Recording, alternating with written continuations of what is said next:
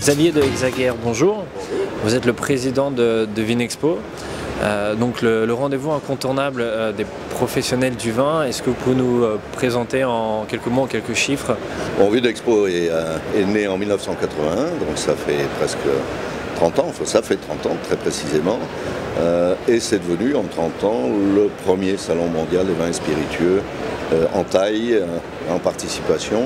Et l'originalité de Vinexpo, c'est d'être véritablement un salon ouvert aux professionnels. Il n'est pas ouvert au public, il est ouvert aux professionnels uniquement, ce qui lui donne évidemment une dimension très particulière parce qu'ici, vous allez rencontrer l'ensemble des professionnels, vendeurs, acheteurs, beaucoup de presse également, mais essentiellement les décideurs, les propriétaires d'affaires, les propriétaires de châteaux, propriétaires de vignobles.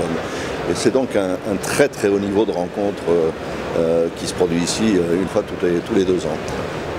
Quelle est, pour l'édition 2011, quelle est la tendance émergente?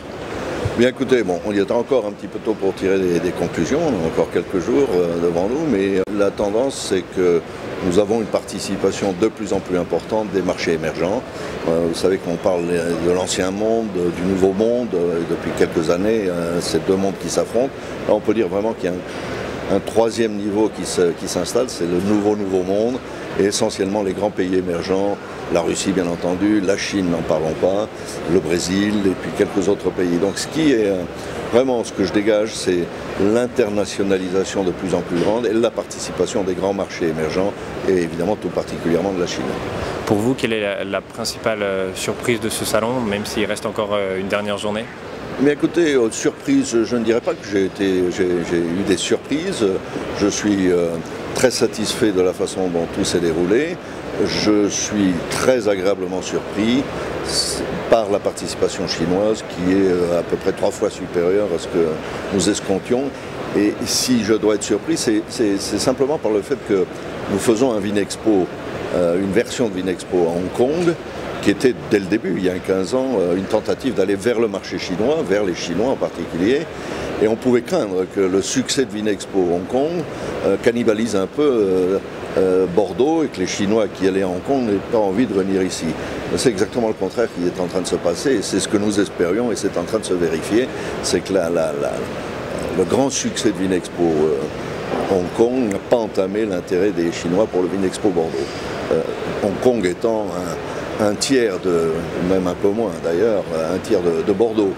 Bordeaux est considérable en termes de superficie. Il y a 40 000 m² d'exposants, il y a 2400 exposants, 90 000 m², quasiment 100 000 m² en tout, avec le palais des congrès, les halls d'exposition périphériques. Donc c'est une participation considérable. 2400 exposants, plus de 100 pays. Ça donne à ces Chinois, pour revenir à eux,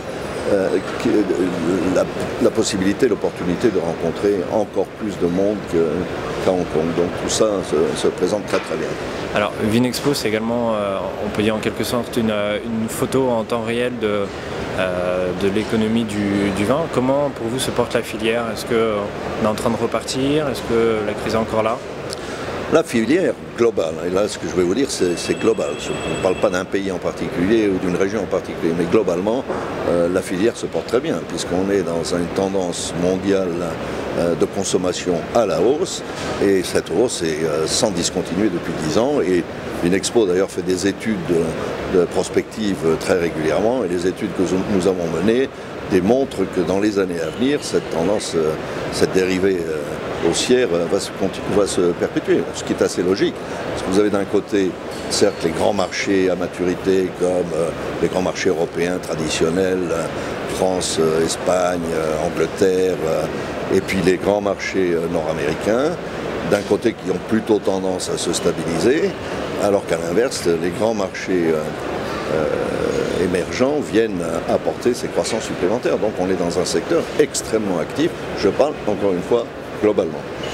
Et plus précisément, les producteurs français, comment vous les situez par rapport aux autres pays producteurs? Bon, la France a quand même une place, même si aujourd'hui elle a tendance à se réduire, mais la France quand même a une place prépondérante, à la fois dans la production, dans la consommation. c'est quand même aujourd'hui encore la France le pays de référence en ce qui concerne les vins d'un certain niveau, d'une certaine qualité. Il n'y a pas d'équivalent. En revanche, bien sûr que la filière française est confrontée déjà depuis un certain nombre d'années à la concurrence internationale. Il se fait du très bon vin partout et donc une certaine catégorie de vins français a dû se remettre en question et continuera à se remettre en question parce que effectivement on arrive sur des marchés extrêmement compétitifs. Il n'y a pas d'ailleurs que la qualité de la production, il y a aussi la qualité de la mise en marché. Les Français ont besoin d'apprendre à mettre en marché. Les grands pays anglo-saxons ont beaucoup de leçons à nous donner encore dans ce domaine-là. Donc la prochaine édition, donc l'année prochaine en 2012, sera à Hong Kong, en Asie. Est-ce qu'on peut attendre une édition peut-être aux États-Unis ou... Alors écoutez, pour l'instant il n'y a pas de projet spécifique, mais il y a certainement une réflexion qui est menée avec mon conseil de surveillance et toutes les équipes de Vinexpo. Nous réfléchissons.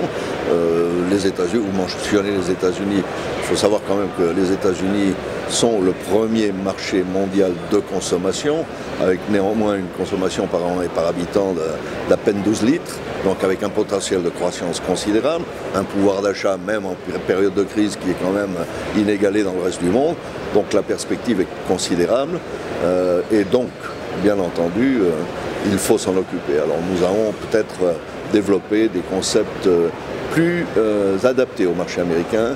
Il faut savoir que c'est un marché très complexe en termes de distribution avec ce qu'on appelle le free tier system et que les choses que nous faisons à Hong Kong ou ici ne sont pas reproductibles aux États-Unis nécessairement. Donc on peut imaginer des versions un peu plus adaptées au marché. Il y a d'autres régions bien sûr que nous pouvons aussi explorer. Donc pour la prochaine édition à Bordeaux, donc on vous donne rendez-vous en 2013 ? 2013, bien entendu, fidèle au rendez-vous et je pense avec bien entendu toutes les innovations que nous pourrons amener d'ici là, aussi bien en interne Vinexpo qu'au niveau de la ville de Bordeaux qui depuis 30 ans que nous sommes ici a considérablement changé. Donc nous allons essayer d'améliorer encore. Merci beaucoup Xavier Desaguerre. Je vous en prie, merci.